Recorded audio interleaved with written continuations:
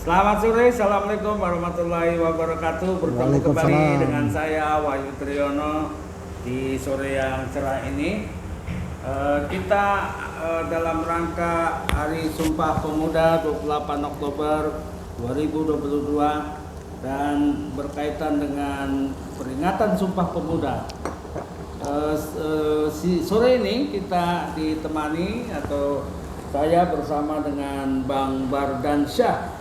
Assalamualaikum, Pancasila abadi. Ya, sebagai seorang profesional yang bekerja di salah satu institusi perbankan, Bang Bardan ini berkomitmen terhadap beberapa hal, terutama untuk peningkatan kesejahteraan bagi kelompok-kelompok yang rentan atau kelompok miskin, kemudian soal bagaimana generasi muda kita membangun entrepreneurship.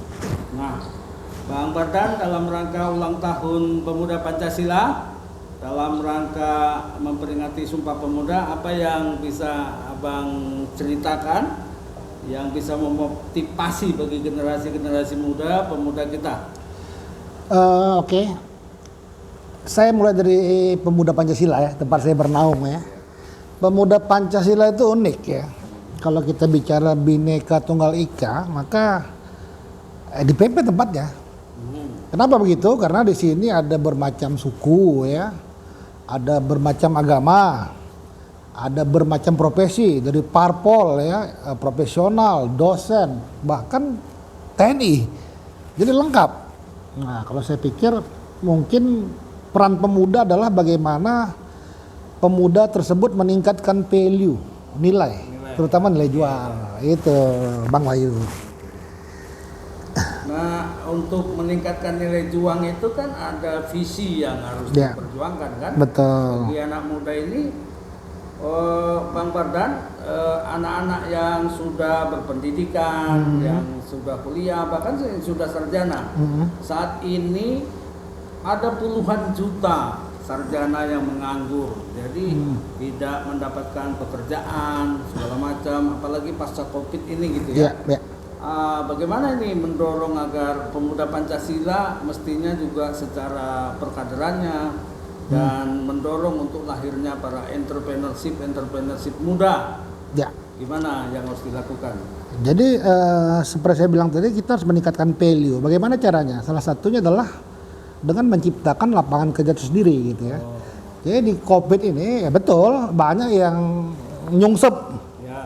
Tapi bagi yang punya PC, banyak juga yang bagus. Ya, malah jadi kaya dia kan. Nah, kalau saya andaikan begini. Kalau kita cerita PC ya, PC itu bagaimana value itu meningkat ya. Saya pernah cerita juga di channel YouTube saya. Saya pernah jalan-jalan ke Thailand Bang Wahyu ya, waktu dulu ya. Saya di pasar malam tuh saya lihat, rame ya, ada apa ini gitu kan. Saya datang ke situ. Saya lihat ternyata orang jual kerupuk ya kan. Jual kerupuk. Oke. Cuman saya heran kok ramai sekali. Saya lihat dari jauh yang jual anak muda, ganteng, bersih, ya kan. Saya lihat kerupuk apa ini ya. Ternyata kayak kita familiar, kerupuk apa? Rengginang, Bang Wahyu. Kalau di sini rengginang. Rengginang, cuman dia kasih topping. Dia buat judulnya pakai bahasa Inggris ya. Wah, keren gitu ya. Dan harganya 50.000. 4 keping. 4 keping. Apa artinya? Artinya value Rengginang udah meningkat. Tetapi basicnya bukan itu. Bahwa anak muda itu punya visi untuk merubah sesuatu, menaikkan value-nya dengan menaikkan value Rengginang itu gitu loh. Harus ada inovasi. Inovasi sebenarnya. Nah, itu sih. Sebetulnya ini kan kadang anak muda gengsi ya. Kalau dia harus entrepreneurship, masa sih gue sarjana, tamatan S2 harus berdagang atau berbisnis gitu-gitu. Lebih sulit mana nih sebetulnya pendekatan untuk mendorong generasi muda berbisnis atau ibu-ibu berbisnis nih, Bang Bardan? Lebih mudah ibu-ibu sebenarnya. Kenapa? Kenapa itu? Karena kebutuhan. Jadi ibu-ibu itu harus melihat dia bagaimana dia memenuhi kebutuhan keluarga, anak-anaknya ya. Kalau anak muda kan enggak, masih suka. Suka pakai dasi ya kan. Rapi. Tapi duit nggak ada. Kan cuma mana kan? Kan gitu. Jadi sebenarnya itu yang harus berubah ya. Kalau kita mau jadi punya uang ya usaha, Ya, ya. entrepreneurs. Jadi kalau gaji, Ya. berapa gaji kita? Ya. Tapi memang negara ini agak aneh juga gitu kan. Ada orang bangga dia karyawan, punya rumah besar, bangga dia. Entah dari mana, itu pula kan. Jadi memang contoh itu juga pengaruh harusnya ya. Ya, kalau di luar nggak begitu. Mereka mengembangkan diri mereka dengan menciptakan lapangan kerja sendiri, ya kan. Mereka bebas bekerja suka-suka. Kenapa? Karena mereka pemilik. Ya, ya. Tapi kalau kita karyawan kan bukan pemilik. Ya, ya.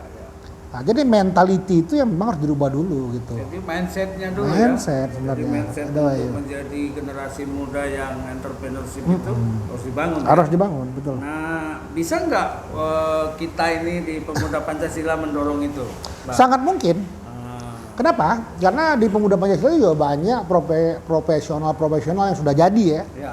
Jadi mungkin kita bisa minta masukan, minta bantuan. Bantuan bukan minta duit, enggak. Ya, ya, ya. Bagaimana mereka memberi kita kesempatan peluang, katakanlah misalnya ada perusahaan, kita minta tolong dikasih space lah. Oke. Kita misalnya jual sesuatu yang bagus lah, kue-kue yang bergizi ya kan. Kita bisa minta tolong juga sama kawan-kawan Sri Kandi yang pandai buat kue yang bergizi, bisa sebenarnya. Dan peluang itu sangat mungkin, Sangat mungkin. sangat mungkin. Dan sebagai anggota dan kader Pemuda Pancasila yang bergerak di dunia profesional, Bang Pardan ini kan sedang mempersiapkan untuk meluncurkan, menerbitkan sebuah buku Ya, yang katanya buku yang akan ditunggu-tunggu oleh para generasi muda, buku yang betul-betul tentunya nanti bisa menginspirasi generasi muda. ya. Apa judul bukunya, Bang? Rencananya judul bukunya itu adalah Menjemput Keajaiban. Oh, Ya, gimana itu cerita menjemput keajaiban jadi itu? sebenarnya keajaiban itu sebenarnya ada di sekitar kita, tapi harus dijemput. Iya, iya. Dan mereka yang tidak percaya keajaiban tidak akan pernah mendapatkan keajaiban itu sendiri. Oke, oke. Jadi kita Tapi percaya. bukan sesuatu yang astral atau yang goib ya? Oh, enggak. Keajaiban dimaksud itu? Enggak ada itu. Jadi keajaiban itu harus dijemput karena sebenarnya dalam agama apapun Tuhan udah bilang bahwa Dia telah menurunkan rezeki di mana-mana. Tugas kita cuma mengambil rezeki itu, menjemput. Dan memang ada upaya untuk itu. Kenapa Abang tertarik untuk menerbitkan buku ini? Pertama, buku ini sebenarnya perjalanan hidup ya.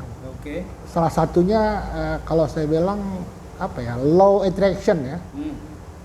Law attraction itu adalah hukum ketertarikan ya.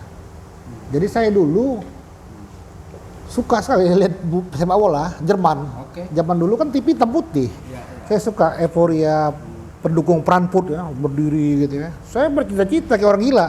Saya harus ke Jerman, harus ke Jerman. Dilalah nggak tahu saya. Tahun 85 saya terpilih menjadi apa namanya peserta World Music Contest di Kerkrade Belanda. Itu waktu masih SMA? SMP. Oh, SMP. masih ini sekali ya. Kelas berapa itu, Bang? Kelas Mau naik kelas 3. kelas 3 Sehingga saya ketinggalan. Jadi saya berangkat, sekolah saya ketinggalan setahun. Oh, gitu. Harusnya saya angkatan 88, tapi karena tinggal setahun, tapi ke Eropa ya nggak apa-apa lah. Tinggal setahun gitu kan. Oh, jadi Abang salah satu anggota yang memperkuat tim Ya, ada untuk kontes World Music Contest. World Music Contest. Ada 3 kontes waktu itu. Satu World Music Contest di Kerkrade, Ya. satu lagi World Musik di Zurich, Swiss. Zurich. Ya. Kemudian Janizar Hamar Festivalen di Hamar, Norwegia waktu itu. Jadi memang keajaiban gitu kan. Dan dalam perjalanan itu saya ngeliat beberapa tempat ya. Jadi saya yakin ternyata Indonesia itu kaya. Jadi gini udah Wahyu, saya pernah bukan nyasar ya, nggak tahu kenapa bus kita itu ke Volendam ya, suatu kota di Belanda ya. Saya ngeliat ada batik. Jadi batik from Lasem, Indonesia. Ya. Saya nanya harganya berapa nih kan? Harganya kalau di kurs rupiah kan sejuta. Satu kemeja batik sejuta tahun 85. Dengan panjang pendek. Kan pendek. Oke. Wah, saya tanya, begitu ya. Saya terkejut saya ya. Ternyata begitu mahalnya batik. Ya itu inspirasi juga ya. Artinya kalau kita ekspor batik ke sana mahal harganya, gitu loh. Salah satu lah itu cerita. Jadi banyak dalam perjalanan hidup saya itu banyak inspirasi dan saya pengen memberitahu pada anak muda. Juga kesalahan. Oke. Kesalahan. Ya. Jadi saya mau cerita kesalahan-kesalahan saya dulu, jangan diulangin gitu loh. Oh, jangan menempuh jalan Jangan. Nah, jadi ceritanya juga bukan tentang ini, tapi tentang kesalahan yang jangan diperbuat gitu kan. Karena kan harusnya kalau kita lihat orang-orang di luar itu dia kerja sampai umur 40 tahun aja. Ada yang 35 kerja kan. Dia ngumpulin duit 35, investasi, uang, kemudian passive income, uang mengalir sendiri. Ya. Umur 40 tuh udah jalan-jalan. Jadi uang yang bekerja untuk Buku tadi ya, jalan-jalan dia. Karena gini istilahnya kan udah masa hidup kita cuma Tanjung Priok Bekasi. Padahal Allah menciptakan wah tempat-tempat indah di luar. Iya. keliling dunia. Heeh. Apa sebetulnya yang Abang harapkan terhadap generasi muda kita? Ya, Terutama nih berkaitan dengan Hari Sumpah Pemuda ini, Bang. betul. Dengan motivasi Abang supaya anak-anak muda punya penghasilan, Ya. anak-anak muda punya motivasi, tergerak untuk tadi daya juangnya itu. Ya. Kira-kira apa, Bang? Jadi, kunci utamanya ini. Jadi dalam sejarah bangsa Indonesia ini ya, Ya, pemuda itu luar biasa. Pemuda itu mempersatukan bangsa. ya, Ya, inilah kita peringati hari ini ya. Ya. Di samping hari lahir PP yang ke-63 juga Sumpah Pemuda ya. Jadi pemuda berperan besar. ya.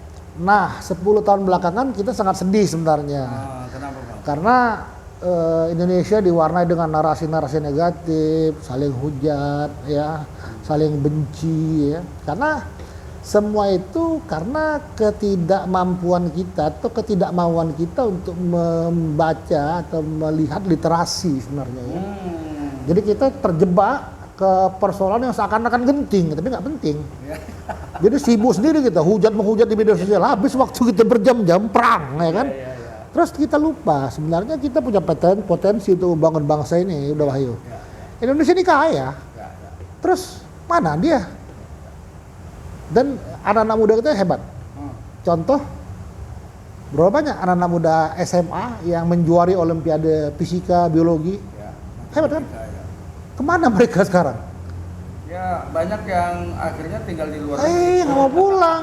Karena bingung deh kan di sini perang mulut aja, perang media sosial. Kalau kita lihat penemuan ya, banyak penemuan-penemuan anak Indonesia yang digunakan di luar negeri ya. Contohnya Pak Habibie ya, banyak penemuan pesawat segala macam. Tapi nggak ketahuan, tenggelam dengan hiruk pikuk politik yang tadi, sehingga kita sekarang justru saling berhadapan-hadapan satu sama lain, kebencian. Ya, nah. Ya karena ulang tahun PP pemuda, harusnya pemuda lah yang punya peran. Jangan tiru orang tua itu. Ya kan pemuda ini harus bersatu. Karena bangsa ini akan kuat. Dan saya percaya kita berlimpah lah, sumber daya manusia berlimpah, sumber daya alam berlimpah. Cuman kayak tadi suruh sendiri kita kan. Itu udah kira-kira. Jadi tujuan saya sebenarnya mengajak lah ya supaya kita menyadari bahwa kita ini punya peran sentral, peran kunci pemuda. Saya udah 53 tahun. Cuman masih muda juga lah ya kan. Saya selalu bilang 35 bukan 53 ya kan gitu. Kalau ingin muda terus jadi anggota pemuda Pancasila. Iya, pemuda Pancasila.